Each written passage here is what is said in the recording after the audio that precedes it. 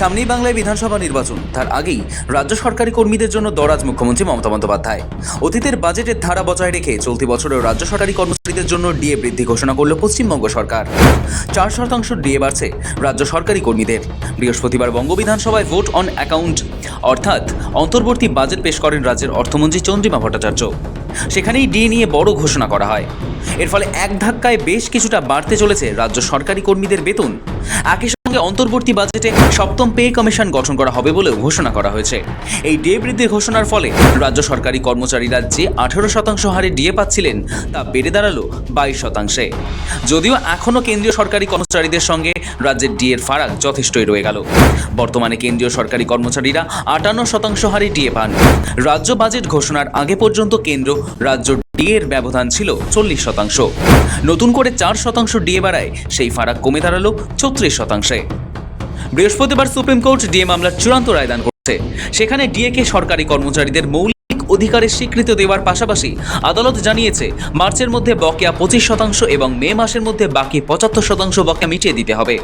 এসবের মাঝেই রাজ্য বাজেটে ডিএ বৃদ্ধির সম্ভাবনা সরকারি কর্মচারীদের কাছে প্রত্যাশিতই ছিল। জানা গিয়েছে এই ডিএ বৃদ্ধির সুফল শুধু রাজ্য সরকারি কর্মচারীরাই নন, পাবেন সরকার অনুমোদিত শিক্ষা প্রতিষ্ঠান, আইনসভার বিভিন্ন সংস্থা, সরকারি ও আধা সরকারি দফতর, পঞ্চায়েত, পুরসভা এবং অন্যান্য স্থানীয় সংস্থার কর্মচারীরাও। অর্থাৎ রাজ্যের এক বৃহৎ কর্মী সমাজ এই সিদ্ধান্তে উপকৃত হবেন। একইভাবে উপকৃত হবেন পেনশন প্রাপকেরাও। সুপ্রিম কোর্টের অর্ডার পাওয়ার পরে ওই পোর্শনটা ওনার পড়াই উচিত হয়নি, যেখানে 4% ডিএর কথা বলেছে। खराब कर दिया इकोनॉमिकल हालत। ये पूरा के पूरा जब डीए 25% देना पड़ेगा सुप्रीम कोर्ट का डायरेक्शन में, तब इनका हालत आप देखिए। 4%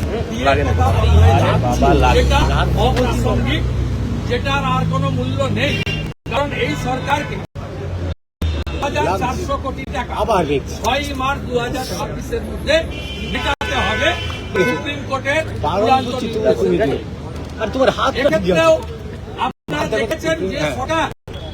ডিএ মামলায় সুপ্রিম আইন নিয়ে যখন উচ্ছ্বসিত বিরোধী শিবির, ঠিক সেই সময় বিরোধীদের শটান জবাব দিয়ে দিলেন খোদ মুখ্যমন্ত্রী মমতা বন্দ্যোপাধ্যায়।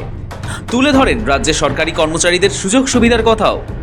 শুনুন, অনেক রাজ্য আছে, কোনো রাজ্য পেনশন পায় না, একমাত্র বাংলা পায়। সরকারি কর্মচারীরা ক্যাশলেস বেনিফিট কোথাও নেই, একমাত্র পশ্চিমবাংলায় আছে। পশ্চিমবাংলা যে সুযোগ পায় কেউ পায় না। আমি যদি পেনশনটা না দিই আমার কত টাকা বেঁচে যায় বলুন তো। উল্লেখযোগ্য বিষয় হলো চলতি বছর রাজ্যে বিধানসভা ভোট, আর সেই কারণেই কেন্দ্রীয় বাজেটের দিকে তাকিয়েছিলেন বাংলার বহু মানুষ। অতীতে দেখা গিয়েছে ভোট কেন্দ্রীয় বাজেটে বিহারের জন্য বিপুল বরাদ্দ করা হয়েছিল। সেই নজিরকে সামনে রেখে অনেকেই আশাবাদী ছিলেন ভোটের বছরে কেন্দ্রীয় বাজেটে বাংলার জন্য বিশেষ কোনো ঘোষণা থাকতে পারে, কিন্তু বাস্তবে তেমন কোনো সুখবর মেলেনি। ফলে রাজনৈতিক ও প্রশাসনিক মহলের নজর ঘুরে যায় রাজ্য বাজেটের দিকে। এসবের মাঝেই ভোটের বছরে সরকারি কর্মচারীদের মনোযোগ রাখতে ডিএ বৃদ্ধির সিদ্ধান্ত গুরুত্বপূর্ণ।